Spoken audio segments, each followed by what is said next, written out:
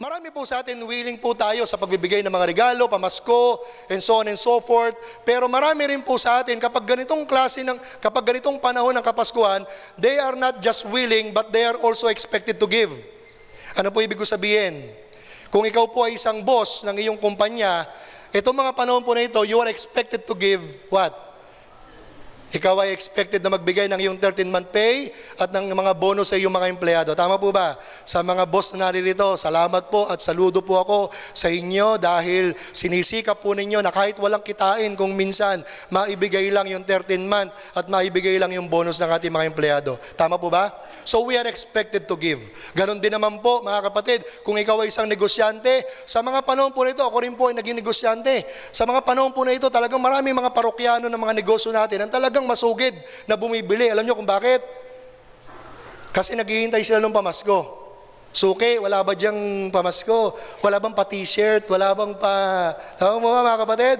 Kaya naalala ko noon nung ako naghahanap, nagninegosyo pa ganun din. Isipin mo kung t-shirt ba bibigay mo, kung ano bang kumpita ka ba. Tapos meron pa yan sa New Year, di ba? Yung kalendaryo. So we are expected to give. At kung ikaw naman ay ninong at ninang, you are also expected to give ng pamasko sa iyong mga inaanak. Tama po ba? So most of us are expected to give. But minsan mga kapatid, nakakalungkot, after Christmas, marami na po nagiging madamot. Alam niyo kung bakit? Dahil sa dami ng binigay na pamasko, nauubos na. Amen. But my prayer for today, mga kapatid, para sa bawat isa po sa atin is to learn the principles of generous giving. Na ibig ko po sabihin that giving is not just seasonal. Hindi po dahil Pasko naman, kailangan natin maging mapagbigay. It is not just also compulsory or an obligation. Bagkus mga kapatid, dapat yung ating pong puso o yung klase po ng ating pagbibigay, Pasko man o hindi, it is a kind of giving that transform our hearts, that transform relationships, that through our giving, it transforms communities. And through our giving mga kapatid, long after this Christmas season is over, nandun pa rin po yung puso natin para po sa gawain po at para po sa ating pong ginagawang pagiging generous o pagiging mapagbigay. Ang ibig ko sabihin na kahit tapos ng pagdiriwang natin ng Kapaskuhan, nanatili pa rin po ang puso ng pagbibigay sa bawat isa po sa atin. Amen po ba? Prayer nyo rin po ba yan? Na yung ating pong pagbibigay hindi lamang po seasonal. It is also not optional, but it is a lifestyle. Amen?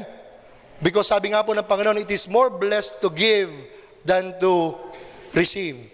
May our giving is not only because it's Christmas, but because, ito po yung title po natin ngayong pong umaga, but because giving that outlives Christmas. Yan po yung pamagat na pag-uusapan natin ngayong pong umaga, giving that outlives Christmas, na kahit tapos na ang Pasko, na kahit hindi Pasko, ang mga Kristiyano, especially ang mga taga-ECM, ay mga generous giver. Amen po ba? Parang ayaw nyo po ng topic. Palakpakan po natin ating Panginoon.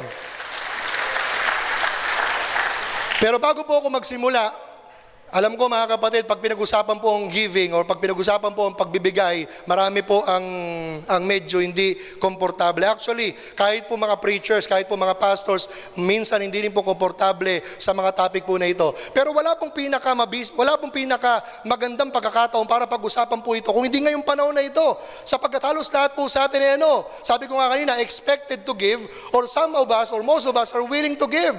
But we should learn the principles of generous giving, not just the kind of giving na ginagawa po ng marami. Kung hindi, ano ba talaga yung puso, ano ba talaga yung gusto ng Panginoon na matutunan po natin pagdating po sa larangan ng pagbibigay. Ito man ay regalo, ito man ay kaloob, ito man ay anuman yung binibigay po natin. Kailangan matutunan po natin yung tamang prinsipyo ayon sa salita po ng ating Panginoong Diyos. At ang teksto po natin ay magagaling po sa 2 Corinthians chapter 8 and chapter 9. May mga kukunin lang po tayong passages po doon at kukunin po natin yung 5 prinsipyo.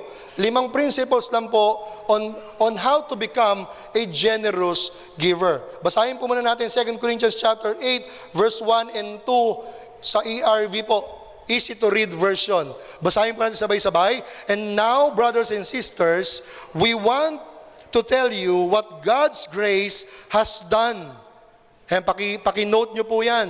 We want to tell you what God's grace has done in the churches in Macedonia. Verse 2, these believers have been tested by great troubles and they are very poor, but their great joy caused them to be very generous in their giving. Dito po mga kapatid, gusto ko po muna bigyan kayo ng konting background na ito po ay sinulat po ni Pablo para po sa mga taga-Korinto, sa church sa Corinth. At ang church po sa Korinto, o mga mananampalataya po sa Korinto, sila po yung mga mananampalataya, actually dito po sa part po na ito, ay matagal na po silang sinabihan. No? So, background po muna sa ating pag-uusap, sa ating pong binabasa. Matagal na po silang sinabihan na tumulong sa mga mananampalatayang nangangailangan. Now, ito pong mga taga-Korinto ay sila po yung mga sabihin natin mas maunlad, sila po yung sabihin natin na mas mayaman, sila po yung sabihin natin na mas maginhawa ang kalagayan sa buhay bilang mananampalataya compared sa mga taga-Macedonia. Na kung saan yung sa mga taga-Macedonia, sila po ay dumaan sa matinding kahirapan, sila po ay dumaan sa matinding taxation, sila po ay dumadaan sa matinding cancel culture na naranasan din natin ngayon. Kasi nung time po nila, kapag ka-Kristiyano ka, kapag naalaman nilang mananampalataya ka ni Kristo, tagasunod ka ni Kristo, kapag may negosyo ka, hindi ka nabibilan. Kaya po yung kabuhayan ng mga mananampalataya noon talagang bumabagsak. Kaya dito po nanawagan po si Paul sa mga mananampalataya sa Korinto na kung maaari magpadala po sila ng tulong sa mga mananampalataya sa Jerusalem. Pero para po ma-encourage po sila, kaya nga itong letter po ni Paul para sa mga taga-Korinto, it is an encouraging letter. It is a motivational letter. It is a Christ-centered letter. It is also a letter rooted in generosity, not in guilt. Hindi po ginigilty ni Pablo o yung guilt tripping, kagaya ng ilang mga preachers na narinig natin, na kapag pinag-uusapan ng pagbibigay, nagkakaroon ng guilt trip. No? Hindi po ganun si Pablo at hindi po ganun yung tono niya rito. Ang tono niya po rito, gusto niyang i-encourage yung mga mananampalataya na maging mapagbigay para po dun sa mga kapatiran na higit na nangangailangan. So Paul is encouraging and motivating Corinthian Christians. So malinaw po yun. So anong sabi diyan? Sabi niya, mga kapatid, tingnan po ninyo yung ginawa ng biyaya ng Diyos sa mga mananampalataya o sa iglesia sa Macedonia. Sabi niya sa verse 2, these believers, itong mga kapatid, itong mga mananampalatayang ito, bagamat dumaan ng mga pagsubok at matitinding mga kahirapan, sabi diyan, they are very poor, sila'y mahirap. But their great joy, yung kanilang matinding labis na kagalakan, ang nagdulot sa kanila, nagtulak sa kanila, it caused them to be very generous in their giving. Oftentimes, mga kapatid, when we are poor, oftentimes when we are needy, oftentimes kapag po tayo ay sabihin natin salat, at parang sabihin natin sakto-sakto lang yung meron tayo, we have plenty of reasons not to give, not to be generous. Especially this time of the year. Mga inaanak, pasensya na kayo, medyo Gina G si Ninong, medyo Gina G si Ninang. Kaya tuloy yung mga ibang mga ninong at ninang, napipilitan po tuloy magtago sa mga ganitong panahon. Bakit? Kasi nga ito'y panahon na kung saan nauobliga ang marami para magbigay. Pero mga kapatid, dito, kahit daw sa kanilang kahirapan, and because of their joy, dahil sa kanilang kagalakan, sa kanilang puso, sa kabila ng kanilang kahirapan, sila raw po ay sila pa rin po ay naging generous. Sila pa rin po ay naging masigasig. Sila pa rin po ay naging masaya sa larangan po ng kanilang pagbibigay. Hindi ko po gustong pag-usapan dito yung ibinibigay po natin sa church specifically. No. At yun po yung gusto kong liwanagin. I am not here to talk about tithes and offering. I'm here At gusto ko pong i-share sa atin, ano ba talaga yung prinsipyo ng tamang pagbibigay? Kahit na ano pa yung uri at klase ng ating ibinibigay. Amen po ba? So itong mga taga Macedonia, kahit mahirap, hindi dahilan yung kahirapan para sila ay maging mapagbigay. Verse 3, basahin po natin. Next. Sabi po dyan, verse 3, I can tell you that they gave as much as they were able and even more than they could afford.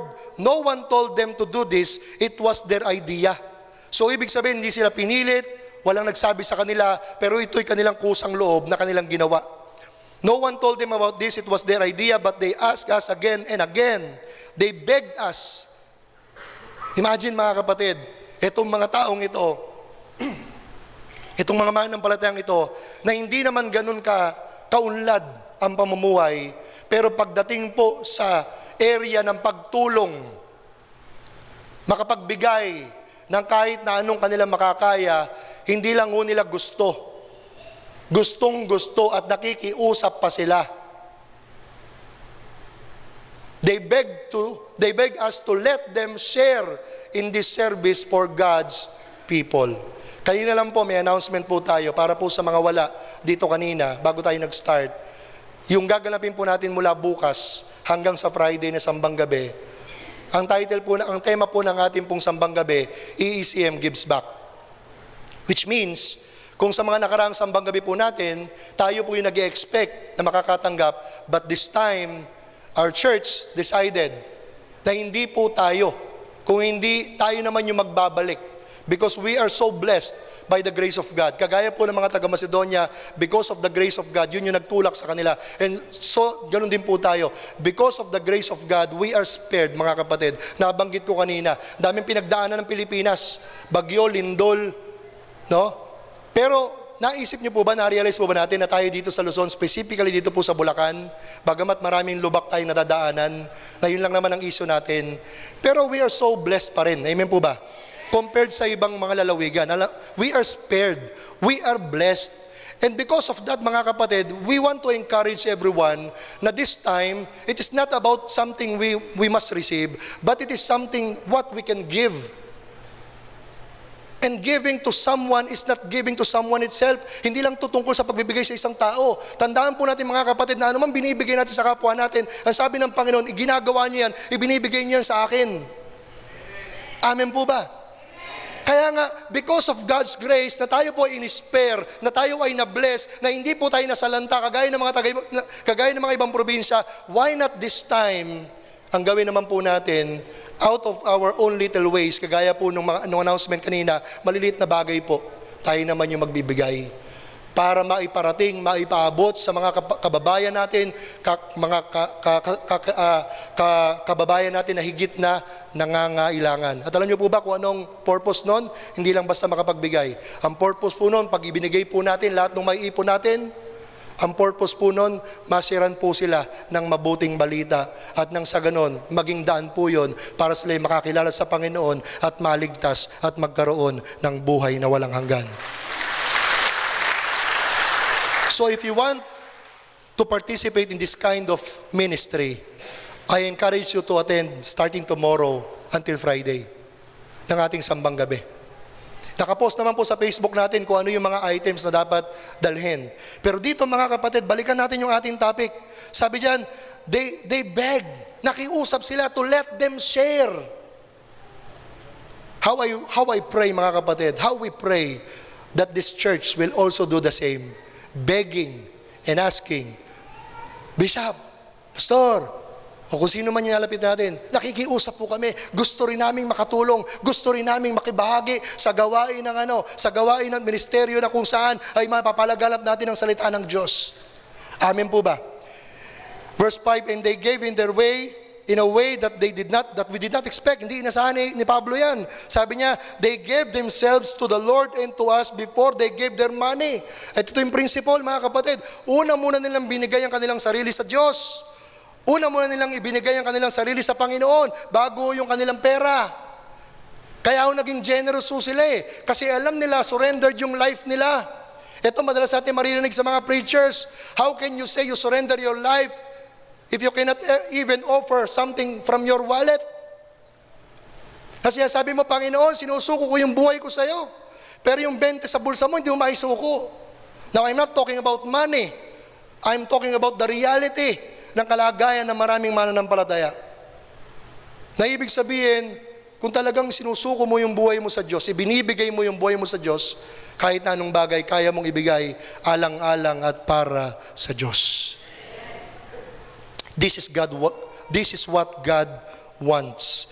Christian generosity is not about abundance, but about the abounding grace of God.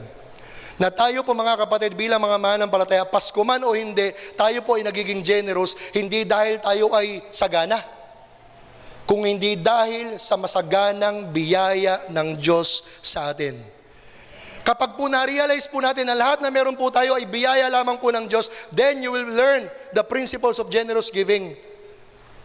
Na lahat naman ang meron tayo, hindi naman dahil talaga sa atin, hindi dahil sa galing mo, hindi dahil sa kausayan mo, hindi dahil nag-effort ka, hindi dahil nagsakripisyo ka o naghirap ka, bagamat part yun, pero tatandaan po natin mga kapatid, but without the grace of God, without the favor from God, all of our efforts will be in vain. Kagaya po ng sinabi ng Panginoon sa John chapter 15, apart from me, you can do nothing. Amen? So hindi po ito tungkol sa kasaganaan natin. Hindi lang dahil masagana ka, pero dahil malinaw po sa atin, masagana po ang biyaya ng ating Panginoong Diyos. And as Christians, we need to learn the principles. 5 prinsipyo po ito. Una po, pag-uusapan po natin mula po sa ating pong passage, giving is a spiritual discipline.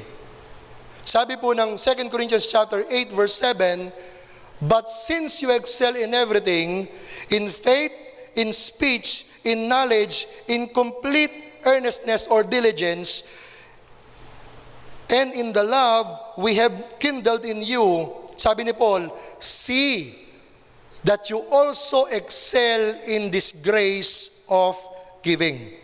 Now mga kapatid, ang akala po natin kung minsan, pag sinabing spiritual discipline, it only talks about our faith. Na kinakailangan lumago tayo sa pananampalataya, which is kailangan naman po talaga. Amen po ba? Na kinakailangan tayo po ay lumago sa ating pananalita. Na kumbaga habang tayo po ay tumatagal na mananampalataya, yung paraan ng ating pagsasalita dapat nagbabago na. Kung paano tayo magsalita, yung manner ng ating pagsasalita, yung content ng ating mga sinasabi, na habang tumatagal kang mananampalataya, nag-grow ka rin doon sa speech na yon. Amen po ba? Nababago tayo sa ating pong pananalita. And also, sabi diyan in knowledge, tama naman po na bilang mga mananampalataya, dapat po lumalago rin yung kaalaman natin patungkol sa ating Diyos at patungkol sa Kanyang salita. At ganoon din naman yung earnest diligence or complete earnestness na kung saan yung diligence natin, yung kasipagan natin, yung pagpupursige natin na makapagpatuloy tayo bilang mananampalataya. Yan yung mga spiritual discipline na kinakailangan po na ma-develop sa atin. At ganoon din naman po yung pagmamahal. The love that we kindled in you. Na kung saan dapat po yung pag-ibig din po natin, which is yung love na binabanggit po rito is agape love or the unconditional kind of love na meron po ang ating Diyos. Pero ang sabi ni Paul, kung kayo ay nag-e-excel sa pananalita, sa pananampalataya, sa kaalaman, sa kasipagan, at maging sa inyong pag-ibig, dapat kayo rin ay mag-excel o lumago sa pagiging mapagbigay. So, giving is a spiritual discipline, mga kapatid. Marami po sa atin dito, we are naturally generous. May kilala po ba kayong generous? Marami rin sa atin dito are spiritually gifted giver. Because giving is a gift from the Spirit. Yung dating hindi mapagbigay, pero nung naging mananampalataya, nung naging Kristiyano, naging generous, ibig sabihin nagkaroon siya ng gift mula kaloob sa banal na Espiritu para maging mapagbigay. Pero meron sa atin, yung naturally giver ka na. May kilala po ba kayong ganon? Wala dito yung nanay ko ngayon, pero nanay ko is one of a generous kind of people. At yung iba siguro sa inyo rito, kilala ang nanay ko, nung panahon na yung aming bakery ay siya nagtitinda at may mga tinapay. Pag bibili po kayo ng tinapay sa aming bakery, pag bumili po kayo ng halagang 50, ang ibinibigay po halagang 100, halagang 150. Ganun po ka-generous. Kaya nga kung minsan yung mga bumibili, sila na po nahihiya sa nanay ko. Ganun po ka-generous yung aking nanay. Amen. Nga lang, salamat po sa Panginoon, yung bakery ko po, sarado na. Hindi, wala po kasi akong panadero. Tsaka in-stop na po namin, nag-decide po kami, kasi I want, God is leading me to focus on my ministry. So kung maghanap buhay man po kami, hindi na po yung full-time na negosyo. Kung hindi yung paraan na lang para matustusan yung pang-araw-araw na pangangailangan namin. Pero yung nanay ko ganun, napaka-generous po niya. At kilala ko po siya sa pagiging generous. At kung tayo po ay nagiging generous, mga kapatid, we also portray the very character of our God. Ang sabi sa John 3:16, "For God so loved the world that He gave His only begotten Son." Wala pong pinaka-supreme standard of giving, none other than sa ginawa ng ating Diyos, na kung saan yung kanyang bugtong na anak yung ibinigay niya para po sa atin, para tubusin tayo sa ating mga kasalanan. Amen po ba? So giving is not an option, giving is not obligation, but giving is a spiritual discipline na kailangan pong ma-develop sa bawat isa po sa atin.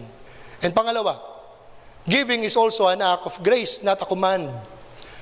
Madalas may mga tao po na kaya po nagbibigay kasi dahil tumutugol lang sila sa sinasabi sa kanila, "Hoy, ninong ka, magbigay ka naman. Oy, di ba ikaw yung boss namin, magbigay ka naman."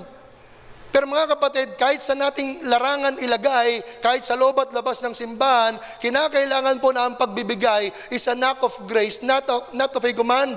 Hindi po ito isang utos lang, kung hindi ito isang response natin, tugon natin dahil sa biyaya po ng ating Panginoong Diyos. Gaya po ng sabi sa 2 Corinthians chapter 8 verse 7, yung binasa natin kanina, that as you excel in faith, in speech, in knowledge, in complete earnestness, in love, you also excel in the grace of giving.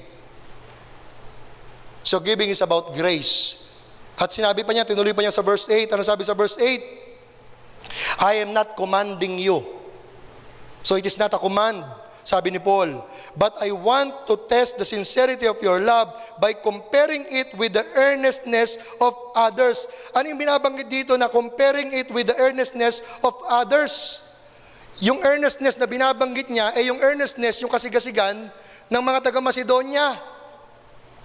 Na sinasabi ni Paul dito, gusto ko, hindi ito isang utos, pero gusto ko na subukin ninyo ang inyong mga sarili na yung klase ba ng inyong pagbibigay ay kung ikukumpara sa mga taga-Macedonia, parehas ba? Ano ba yung mga taga-Macedonia? Binanggit ko po sa inyo kanina, yung mga taga-Macedonia, sila po ay nasa economic disaster zone, sila po ay war-torn provinces, kasi may mga gera po nagaganap doon, so talagang wasak po yung bayan po na yon. Sila po ay tax burdened, dahil sa pagpapataw po ng malalaking buwis ng Rome.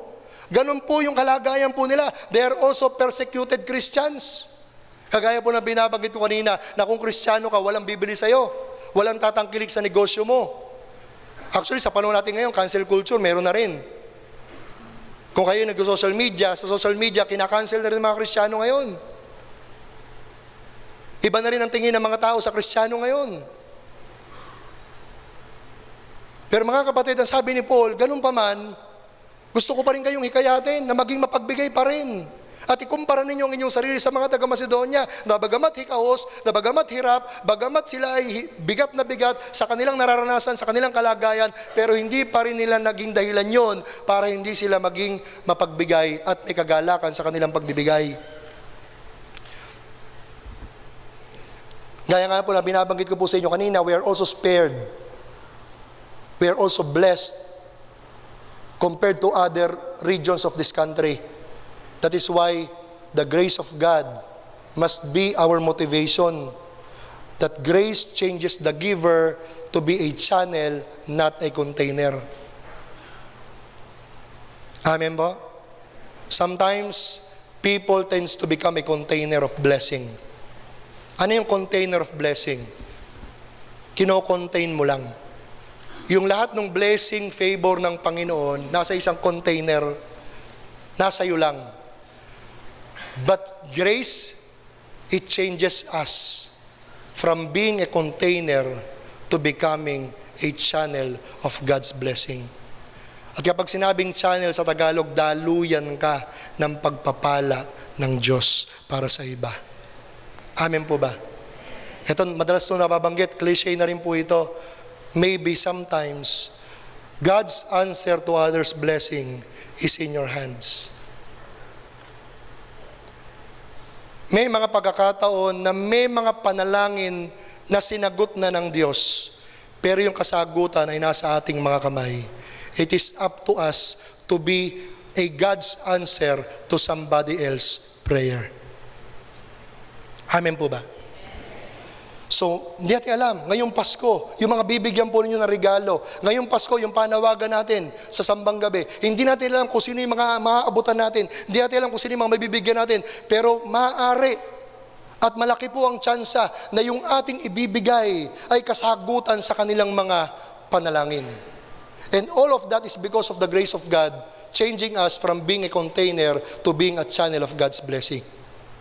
Sabi ng 2 Corinthians chapter 9 verse 5, sabi po dyan sa New King James, therefore I thought it necessary to exhort the brethren to you to share ahead of time and prepare your generous gift beforehand, which you had previously promised, that it may be ready as a matter of generosity and not as a grudging obligation. Siya sabi ni Paul sa mga taga-Korinto, hindi sa napipilitan lang kayo magbigay, kung hindi dahil ito ay kusang loob at kayo ay nagiging generous sa inyong pagbibigay. Maybe, I pray that this season is not just about grudging obligation. Like some of us experience every Christmas, na parang nauubligan na lang tayo magbigay. Sana ngayong Pasko, maiba naman po.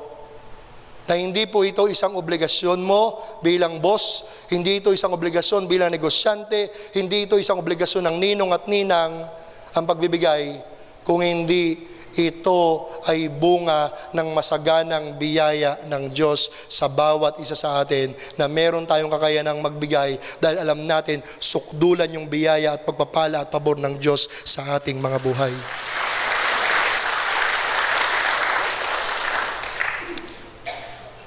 Giving is not about the mandate, but it is about the motivation. What motivates us to give? Ano yung nagmo-motivate sa atin magbigay? Ano yung nag-motivate sa iyong magregalo?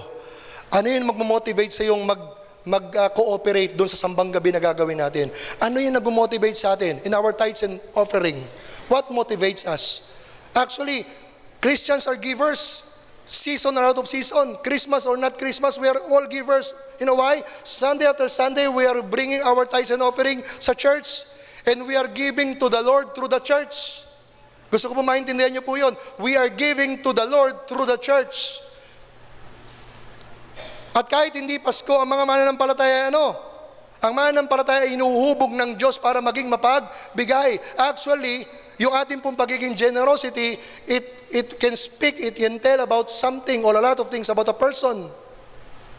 Sa paraan how we handle our money, our finances, if we are being generous or if we are being grudging.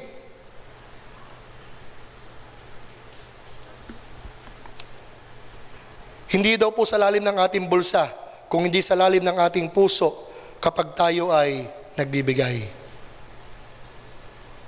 Minsan kahit mababaw po yung bulsa natin, pero pag malalim po yung puso natin, lumalalim po yung halaga ng ating pong binibigay. At yung halaga na binabanggit ko, I'm not talking about the amount, but I am talking about the value. Yung halaga ng ating ibinibigay. Amen? Third principle, giving is like sowing and reaping. Alam naman po natin ito. 2 Corinthians chapter 9 verse 6, remember this, that every time we give, sabi ni Paul, remember this, that every time you give gifts, remember this, that every time you give your tithes and offering, remember this, that every time you become generous to other people, remember this, na anuman po yung gagawin natin na meron pong bahagi at sa larangan po ng pagbibigay, ang sabi ni Paul dito, tandaan ninyo ito. Ano yung tatandaan natin? Whoever sows sparingly will also reap sparingly, and whoever sows generously will also reap generously. Mga kapatid, gusto ko pong ipaalala ngayon pa lamang po that I am not talking about, it is not like the prosperity gospel or prosperity preachers na gumagamit ng teksto po na ito, na the more you give, the more you will receive. So give generously so that you will receive generously. Hindi po yun yung intention natin dito. Pero yung prinsipyo po na itinuturo ng salita ng Diyos ay ito. Ano pong prinsipyo po yun? Prinsipyo po na pagpapalain ng Diyos sa mga mapagbigay. Prinsipyo po na pwede natin pagkatiwalaan ng Diyos na hindi niya hahayaang mahigitan natin siya sa ating ibinibigay. Amen. We can never outgive God. Because in the first place, everything we give comes from Him. And Him alone. Wala pong sa atin, sa totoo lang. Kaya ako sinasabi natin kung minsan, technically speaking, sinasabi mo, nagbibigay ako sa Diyos. Sa totoo lang, wala naman tayong talaga ibinibigay sa Diyos. Even yung buong buhay natin ay sa Kanya. Amen po ba? And the more we realize this truth, the more we become generous in the part of giving. Especially doing it for the Lord. Especially sa pagbibigay po natin para sa Diyos. Amen po ba? Marami pong tao ayaw po pag-usapan ng pagbibigay. Maraming tao ayaw po nakakarinig tungkol sa pagbibigay. Marami rin pong mga unbeliever na kapag pinag-usapan sa church ang pagbibigay, ang sasabihin po ng mga unbeliever, pera-pera lang dyan. Negosyo yan. But giving is God's principle. Giving is also the heart of God. That is why He gave His Son for us. That is why Jesus also told us it is better to give than to receive. Amen? Because giving is part of our spiritual discipline. And fourth, giving is about the heart. Gaya po na binabanggit ko po kanina. Ano po sabi diyan? 2 Corinthians chapter 9 verse 7. Pakibasa po natin sabay-sabay mga kapatid. Each of you should give what you have decided in your heart to give. Not reluctantly or under compulsion, but for God loves a cheerful giver. Gusto ko pong i-note nyo po ito mga kapatid. It is not about how much is in your hand, but how is your heart. It is always not about how much is in our hands, but the question is, how is our heart? Kamusta po yung ating puso kapag tayo po ay nagbibigay? Kapag nagre-regalo ka sa inaanak mo, kamusta na puso mo? Ikaw ba yung klase nung kapag ka nagpunta yung mga inaanak mo, eto na naman yung inaanak ko, naalala lang ako pag Pasko. Kahit nangyayari naman talaga yun in reality, amen? But if we are a generous giver, hindi mo napapansinin yun, hindi na big deal sa iyo yun. Kasi masaya kang nagbibigay, masaya kang nagpapala sa iba kasi ikaw ay pinagpala. Amen po ba? Ito na naman yung barangay namin, naalala na naman magbigay ng sobre, pero tamad naman maghakot ng basura.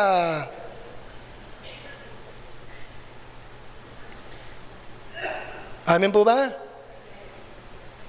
Hindi po nangyayari sa barangay Sampaloc po yan.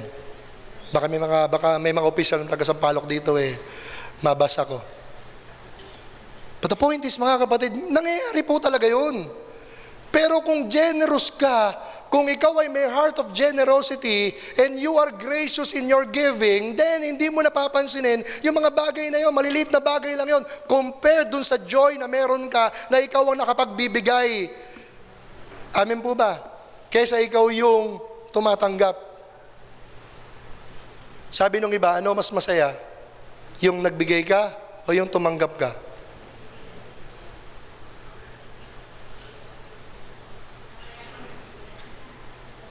At sa ikalawang araw, nagkaroon ng matinding katahimikan. Ano po mas masaya? Yung nakapagbibigay ka o yung tumatanggap ka? Hindi tumatanggap ka, masaya ka rin nun. Pero mas masaya yung ikaw ang alam nyo kung bakit mas masaya nakapagbibigay ka? Kasi yung kung ikaw yung tumatanggap, nag-i-expect ka pa eh. At kung minsan, di ba, kailan kaya ako bibigyan? Ay, ano ka pa eh.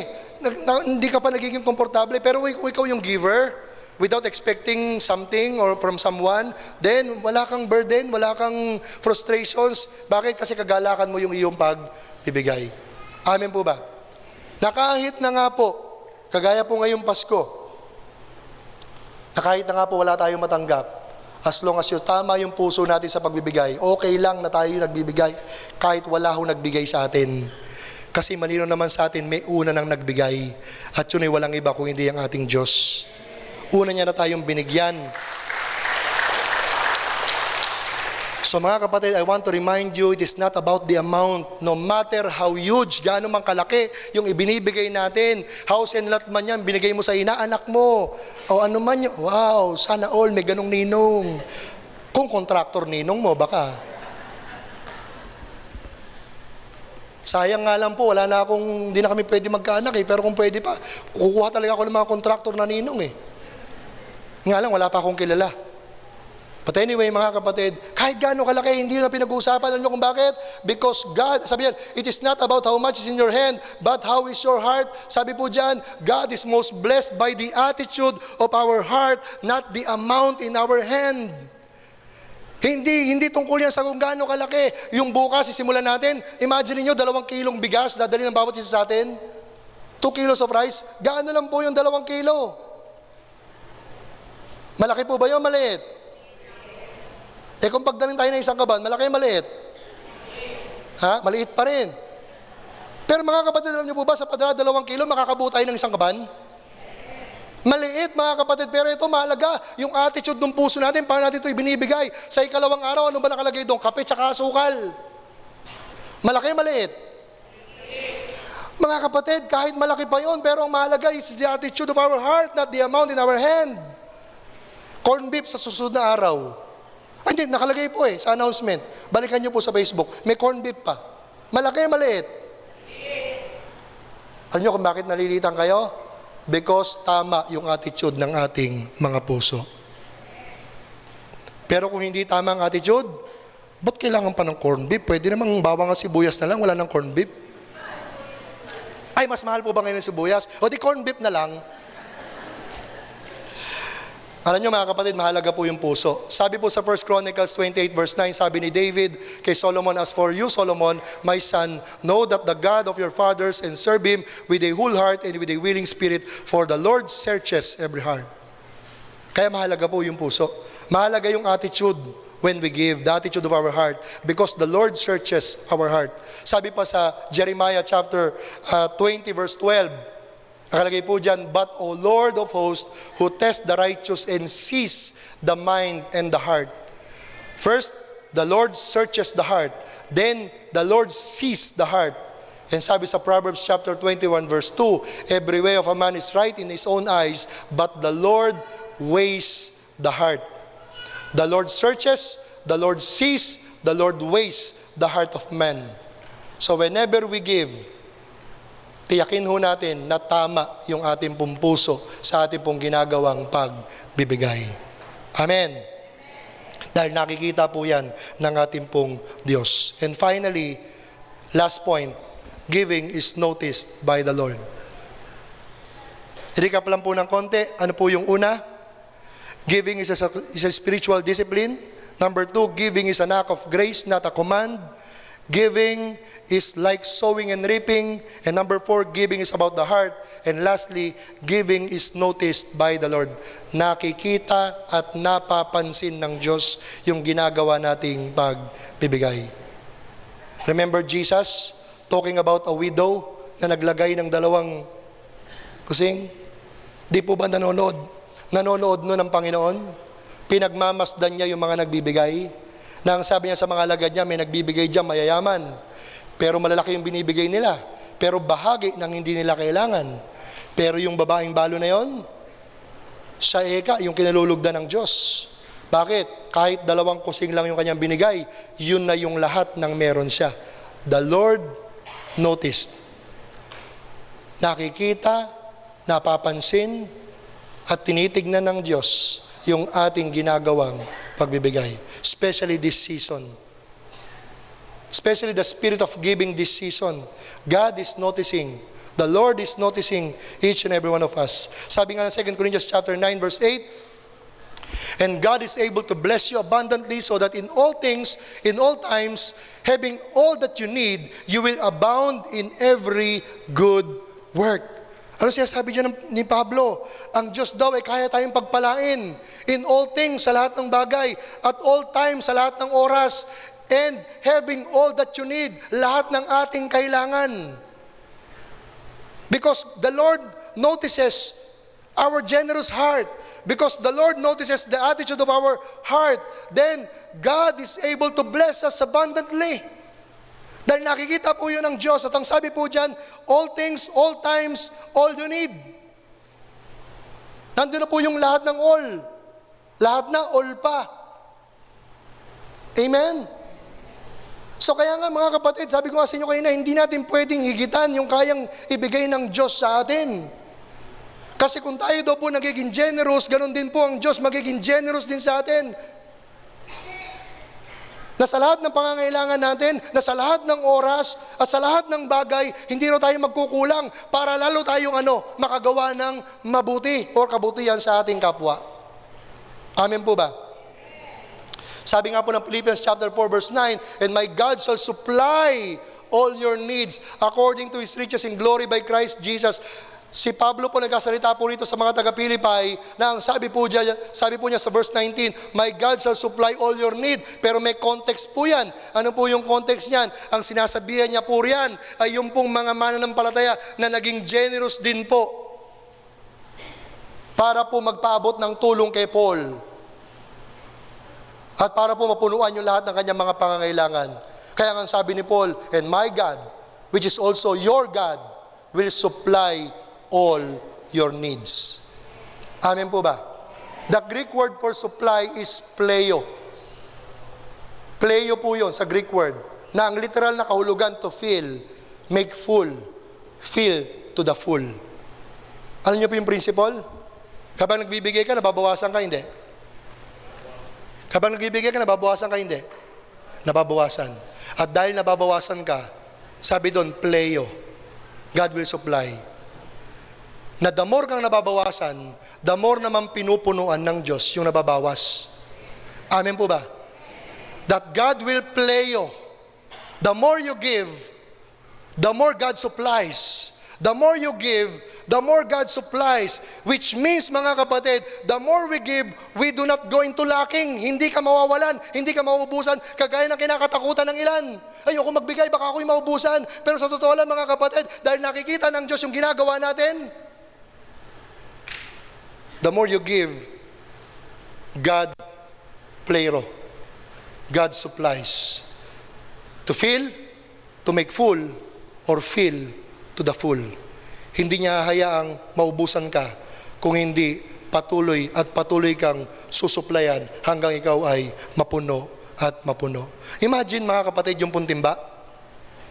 The more na inaagusan siya ng tubig, the more naman siyang nag-overflow. Amen?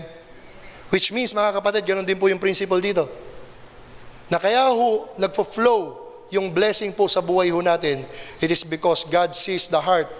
God notices us, then God supplies us. Abundantly. Hindi yung natitigil, hindi natatapos, hindi nauubos. At hindi hayaan ng Diyos na maubos dahil nakikita ng Diyos yung puso ng bawat isa po sa atin. Naalala po ninyo yung bata doon sa John chapter 6 na nagbigay ng 2 isda at 5 tinapay? Naalala niyo po yun? Ibinigay po ba sa Panginoon? Nung ibinigay sa Panginoon, pinagpasalamat ng Panginoon, pinamahagi sa 5,000 kalalakihan, bukod pa ang babae at bukod pa ang mga bata. Pero nakakain ng lahat. Pero pagkatapos, ilan na natira? 12 basket. 12 baskets left over. Sa tingin nyo, kayo na mapupunta yon? Sa tingin nyo, kayo na mapupunta yon? Doon sa nagbigay. Amen? Kalilimutan ba ng Panginoon yung bata? Maaaring hindi. Hindi na lang binanggit po rito, pero yun yung prinsipyo. Dahil ibinigay po ng bata kung ano yung meron siya, sinupply ng Panginoon to make full, to fill to the full, and to fill. Pinunuan ng Diyos at higit pa sa kung ano yung meron siya, yung ibinalik ng ating Panginoon. Ito po yung katotohanan. Sige, palakpakan natin ang Panginoon. Ito po yung katotohanan ang dapat nating panghawakan mga kapatid. Habang tayo ay natututong magbigay ng tama, hindi po tayo matatakot na maubusan dahil ang Diyos ang bahalang magpuno sa lahat ng ating mga pangangailangan at kahit kailan alam natin, hindi niya tayo iniiwan, hindi niya tayo pinababayaan. Ito po, favorite verse ko po, lagi kong binabanggit, Psalms chapter 37 verse 25. Matanda na ako't simula pagkabata, sa tanang buhay ko'y walang nabalita na sa taong tapat ang Diyos nagpabaya o ang anak niya magiging hampas lupa. Hindi ka pababayaan ng Diyos. Akala lang natin kung minsan para tayo nawawalan. Pero hindi natin alam na yun pala yung paraan ng Diyos para lalo niya tayong pagpalain. And as I close, 2 Corinthians chapter 8 verse 9, for you know the grace of our Lord Jesus Christ, that though He was rich, yet for your sake He became poor, so that through His poverty might become rich.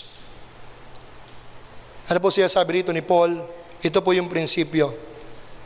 Kaya po ng sinabi po ni Gordon Hinckley, Christmas means giving. The Father gave His Son, the Son gave His life. Without giving, there is no true Christmas. And without sacrifice, there is no true worship. The Father gave His Son. The Son gave His life.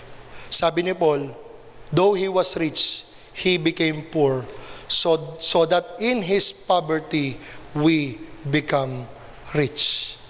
Mga kapatid, may this season of giving always reminds us of the greatest gift we have received. Ano po yung pinakadakilang regalo na tinanggap po natin? Yun po yung regalo ng kaligtasan. That because of the grace of God, we are spared and even blessed through Jesus' sacrifice. Na dapat tayo po ay mapapahamak, dapat tayo parurusahan sa impyerno dahil sa ating mga kasalanan. But because God is gracious, but because God is generous, and in His generosity and graciousness, He gave His one and only Son to die. He was born to die on our behalf so that tayo po ay magkaroon ng buhay, hindi lang basta buhay, kung hindi buhay na ganap at kasiyasiya. Jesus was born to die so that we might live a blessed life and share with others, not because we have plenty, but because we are grateful for His grace. Tayo po tayo lahat at palakpakan natin ang ating Panginoon.